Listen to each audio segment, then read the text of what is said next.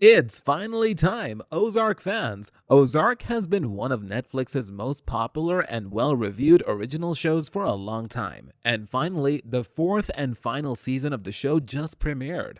We've all been on the edge of our seats since that explosive season 3 ending, where Helen Pierce, played by Janet McTeer, is killed by the cartel, and Marty, played by Jason Bateman, and Wendy Byrde, played by Laura Linney, are coerced into working with Omar Navarro, played by Felix Solis, on a much closer basis. But it's not just Omar who the Byrdes have to deal with in Ozark Season 4. Omar's nephew, Javi Elizondo, played by Alfonso Herrera, is much more impulsive and careless with his decisions, thinking only of the short-term goal instead of the potential consequences. This is proven pretty early on in Season 4 Part 1. It wasn't yet the finale of the show. We know that well because we are yet to see Part 2 of Season 4. However, if you have been grappling onto your seats, trying to find answers, then you're in luck, because in today's video, we'll slice up and break down that Season 4's Part 1 ending. But before any of that, make sure first to hit the subscribe button and smash that notification bell for more updates.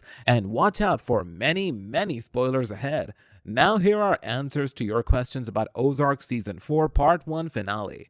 Ozark Season 4 Part 1 is streaming on Netflix now, meaning that viewers are binging their way to the dramatic final episode, Sanctified. Why is Omar Navarro arrested by Maya in Ozark Season 4?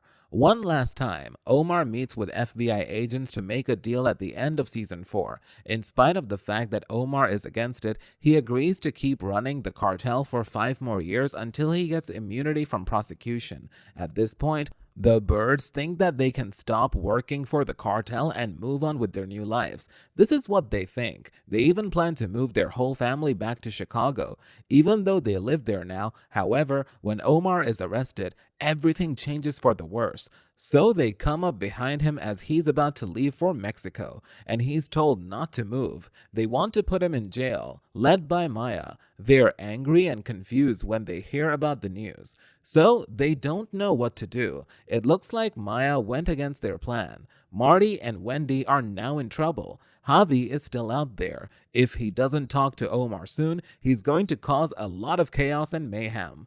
Wendy and Marty get other FBI agents to let them talk to Omar while he's in custody, and Omar is able to call Javi and explain why he's in prison. As the time goes, Javi agrees to deal with the FBI in which he will be given immunity after 10 years of running the cartel.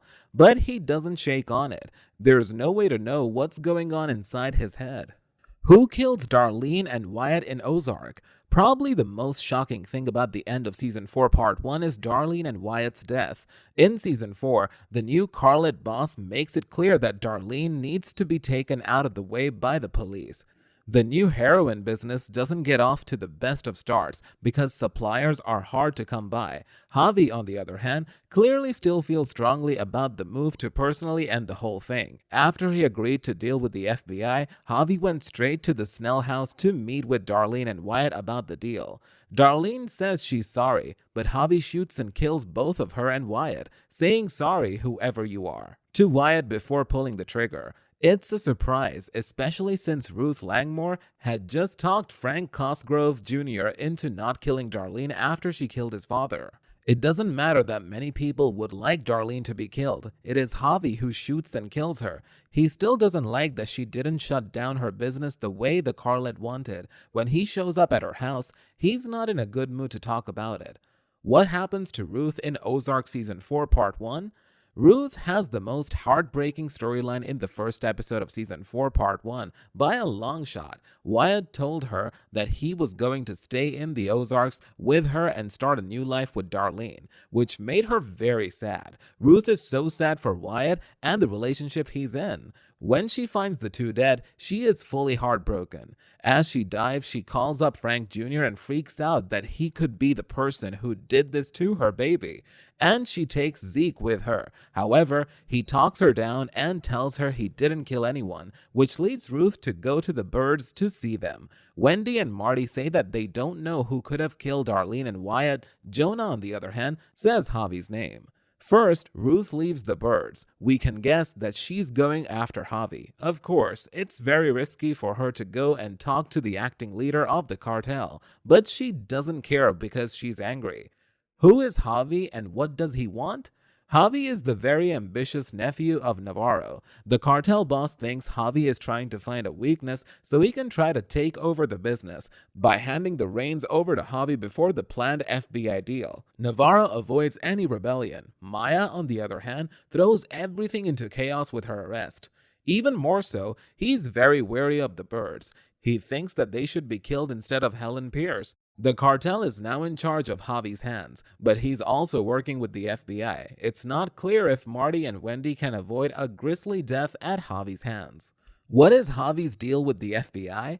Just like Navarro, Javi makes a deal with the FBI that would keep him in charge of his cartel while he worked with the FBI, in exchange for not being prosecuted at all. Javi, on the other hand, will stay as head for 10 years. Fiscal stipulations are also in place, and no one can ever find out about the deal either. Before the deal, Wendy tells Navarro that Javi will be arrested, and then Navarro will be sent back to Mexico to be tried in court. Wendy and Marty don't tell Javi about Navarro's betrayal of the cartel, but if they did, Navarro's kids could be in danger because of Javi's temperament, which Wendy and Marty know. The moral high ground goes to Navarro, who tells them they didn't need to hide their own kids because he doesn't kill kids. What happens to the Byrdes, and are they going to Chicago? In spite of Marty's close call with a gun-wielding Javi, the Byrdes make it through the season unscathed. Jonah still doesn't want to go with the rest of the family back to Chicago now that they're free from the cartel. It also looks like they're going to have a bad-looking car accident before they can get to the city. What happens in the car crash? Part 1 of Season 4 begins with a car accident involving the entire Byrde family. A huge truck on the wrong side of the road nearly hits them, but they swerve. This flips their automobile, which rolls a few times before coming to a halt. Is there a death toll or survivors? Yet none of the 7 episodes have shown the crash in real time. In the first scene, Marty and Wendy are discussing their upcoming meeting with the FBI and their casino, so the family hasn't left for Chicago yet, but Wendy appears willing to let Jonah stay behind. What the ending means for Season 4 Part 2? The climax set up Ruth's retribution quest, which is a suicide mission since the FBI deal handed Javi so much power. Of course, Javi is still unstable, so authority will be easily misused. What this means for the Byrdes is unclear. They appear to be ready to relocate to Chicago at the end of this part, but that remains to be seen. After all, viewers expecting an explanation for the Byrdes' vehicle crash at the start of the season were let down. Fans will likely only find out when the show returns later in 2022. That's all for today. We hope you enjoyed that video, and if you did, don't forget to hit the like and subscribe button and smash that notification bell for more episodes.